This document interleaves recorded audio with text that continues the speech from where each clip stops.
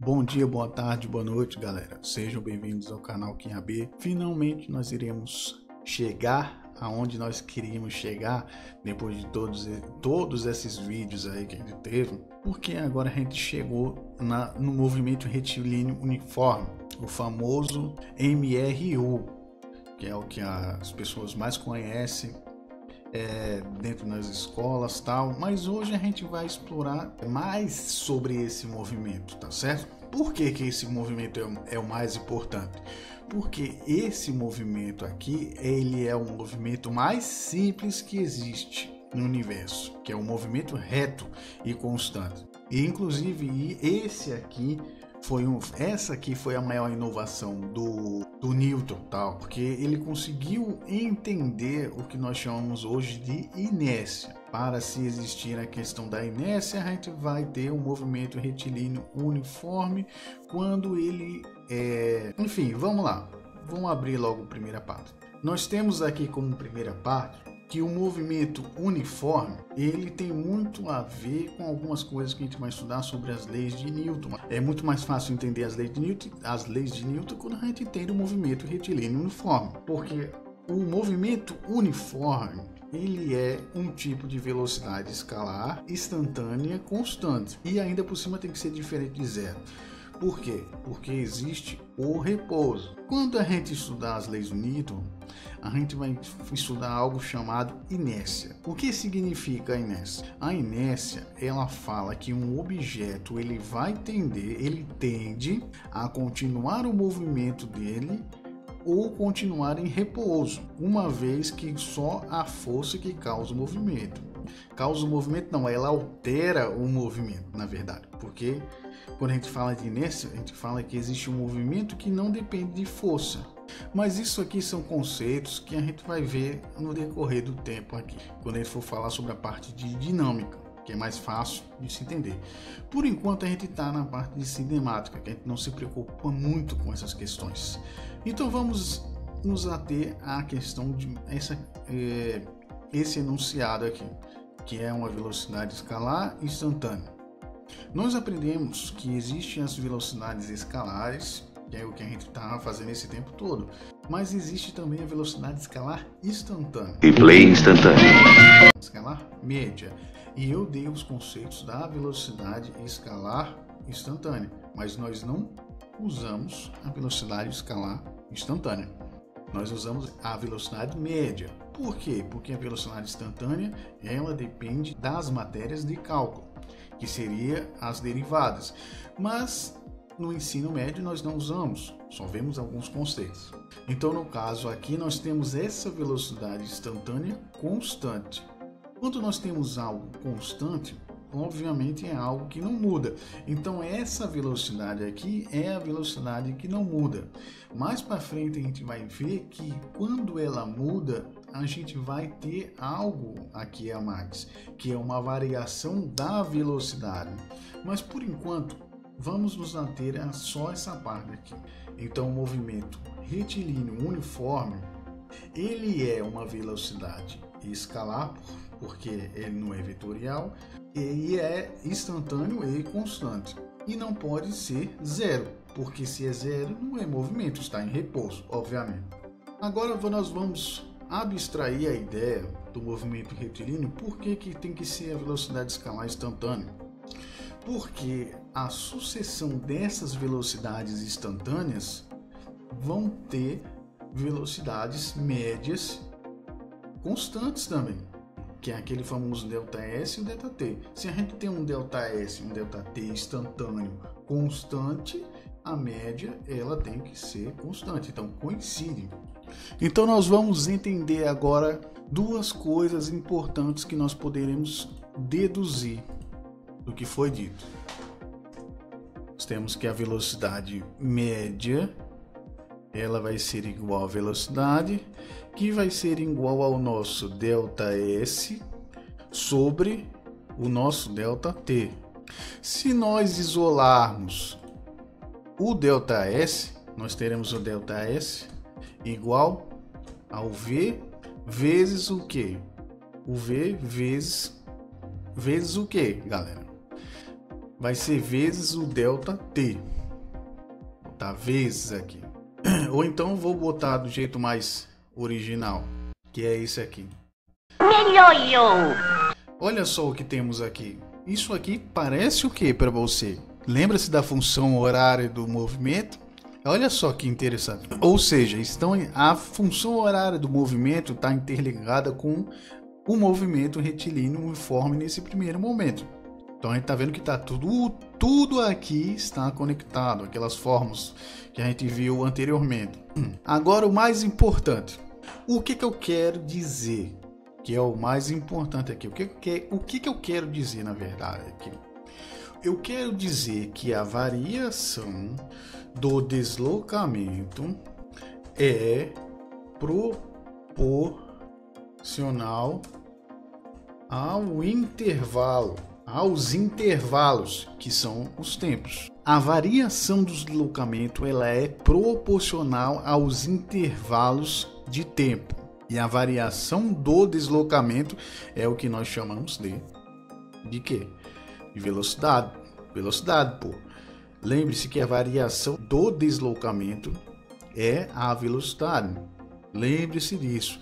Variação de deslocamento é velocidade. Isso aqui é importante para não se confundir. O que é deslocamento, o que é velocidade, o que é aceleração, que vai aparecer aqui no futuro. Logo vai aparecer.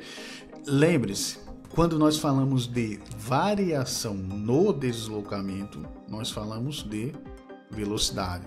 Porque você vai ver esse termo aqui, variação do deslocamento, você vai pensar que é a distância. Ah, deve estar falando da distância aqui, essa variação de deslocamento. Porque está falando de deslocamento, então não entra na pira. Porque a gente está falando da variação do deslocamento. E a variação do deslocamento, como vocês estão vendo aqui, é velocidade vezes o ΔT. Importantíssimo isso aqui. Porque se vocês voltarem lá atrás, vocês vão ver que isso aqui desenvolveu a função horária do movimento lá. Que é o S lá, igual ao inicial, vezes todas aquelas porra lá que a gente viu.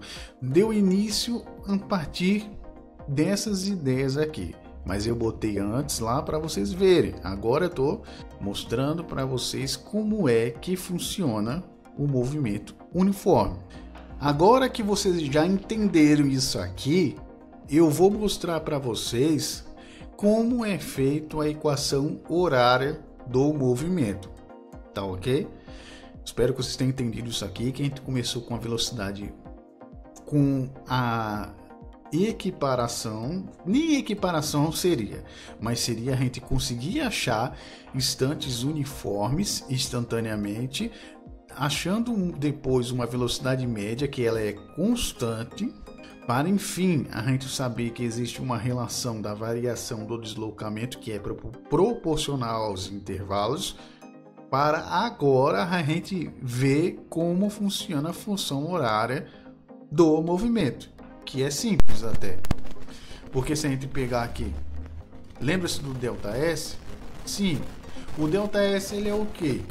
Se a gente pegar aqui e desmembrar o ΔS, a gente vai ter uma fórmula que é conhecida da gente, que é o quê? O S final menos o S inicial. Isso daí é coisa que a gente já aprendeu na aula passada, inclusive.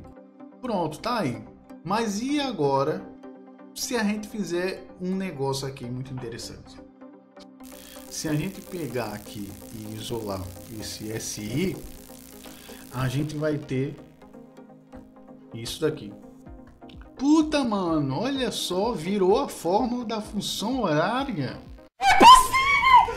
Não é possível! Exatamente, virou a função horária do movimento. Olha só. Como você pode deduzir de dentro da velocidade média algumas coisas. Por exemplo, quando você esquece eu esqueci a fórmula da função horária do movimento. Ué, só você fazer ΔS e ΔT e destrinchando ele até você chegar na equação horária do movimento, como eu acabei de fazer aqui. Acabamos de criar aqui nossa primeira equação paramétrica em T. E nós podemos ver outra coisa aqui também, que é o quê? Que ela é uma equação de primeiro grau também. Podemos ver que isso aqui também é lógico. Se for uma equação de primeiro grau, nós estamos falando de coisas lineares. Também é outra coisa importante. Com isso, nós concluímos a primeira parte. Mostrei para vocês um pouquinho do movimento retilíneo uniforme, que é um movimento que é reto e ele é uniforme. Como já falei anteriormente, ele é diferente de zero, que é um movimento constante, tal. Agora nós vamos falar sobre os diagramas do movimento uniforme, que é como se comporta um movimento uniforme em um gráfico. Nós vamos ter dois movimentos no gráfico de velocidade uniforme. Lembrando que ele é linear. Se ele é linear, então a gente vai ter isso aqui, ó. Ou desse jeito, ou desse jeito aqui, ó, que é caracterizando um movimento progressivo e um movimento retrógrado. Esses são os dois tipos de movimento que existe para levando em conta o que nós estamos falando de deslocamento no tempo. Falando de deslocamento no tempo, a gente vai ter aqui representando o nosso querido S, o Y, e o nosso querido T como o X. Ah, mano, e a velocidade? A velocidade, como eu já disse, a velocidade está caracterizada mais ou menos aqui. Por quê? Porque é a variação que existe no deslocamento. Lembre-se disso, toda vez eu vou ter que ficar falando disso daí. Porque se não entender agora, mais para frente vai ficar difícil entender. Então já tem que saber o que é uma trajetória, o que é um deslocamento, tal, distância, esse tipo de coisa. Porque mais para frente vai ficar mais difícil. Então já tem que saber logo onde se encaixa a velocidade aqui. Isso aí daí é uma coisa que na escola simplesmente eu boto lá e foda-se, mano. Bota a fórmula lá da velocidade com o tempo, mas não explica o que é a velocidade aqui e tal, que nem eu estou explicando aqui para vocês. Aqui vai ser do mesmo jeito. A gente tem a variação do deslocamento e velocidade. Então a gente tem dois movimentos aqui, que nós consideramos o movimento progressivo e o movimento retrógrado. Esses são os dois tipos de movimento para variação do deslocamento. Por que eu falo isso daí? Porque existe o gráfico de velocidade sobre o tempo, que é o próximo gráfico agora que a gente vai fazer. Esse aqui é um outro tipo de gráfico. Nesse gráfico aqui a gente está olhando a variação da velocidade. Já é outra coisa. Prestem atenção para não se confundir. No eixo X a gente tem uma coisa chamada velocidade, que vai no eixo X, não, no eixo Y. No eixo Y nós temos a velocidade. No eixo X a gente vai ter o tempo. Olha só a diferença. No primeiro a gente falava sobre variação no deslocamento. Aqui a gente está falando sobre variação na velocidade. No movimento retilíneo uniforme, nós não teremos variação na velocidade. Então nós teremos uma velocidade constante, que mais para frente vocês entenderão isso aqui como sem aceleração.